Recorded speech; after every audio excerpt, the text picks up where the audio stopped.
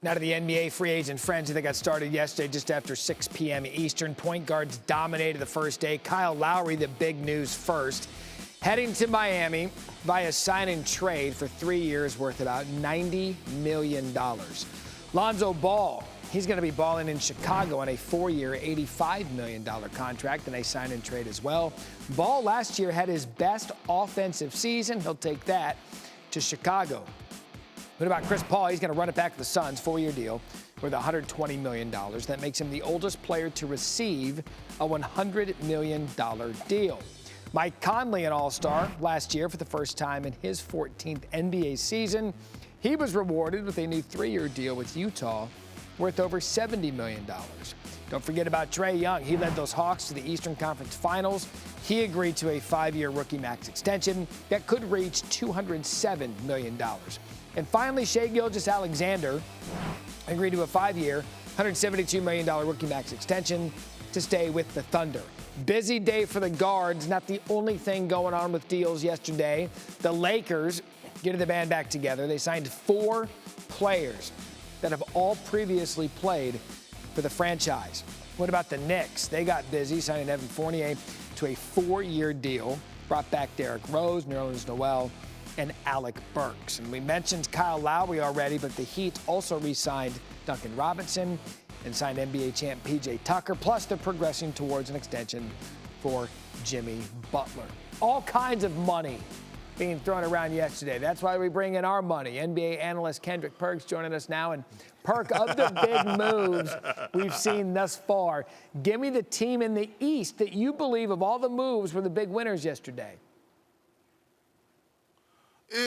Guess what, Matt? Look, I love Lonzo Ball to the Bulls, but them goons from Dade County, they back waiting in that dark alley with their ski masks on, and they ready to stick up any team in the Eastern Conference, and that includes the Brooklyn Nets, the Milwaukee Bucks, and the Philadelphia 76ers. I thought they did a great job by going out and get Kyle Lowry, a guy that could take the pressure off of Jimmy Butler, a guy that now could put Bam out of the bayou in position to be successful. Signing back Duncan Robinson and locking in Jimmy Butler for long term, and then going out and get a Rough Rider, NBA champion, and PJ Tucker. You look at these goons from Dade County, the Miami Heat, they arguably could have the best defensive team in the league next year because they have one of the best defensive-minded coaches in the game in Eric Spoelstra. In my opinion, the biggest winner in the East was the Miami Heat, them goons from Dade County. And don't forget about Tyler Hero. He's the only player on the roster that's got a rap song named after him, so he certainly brings some of that skill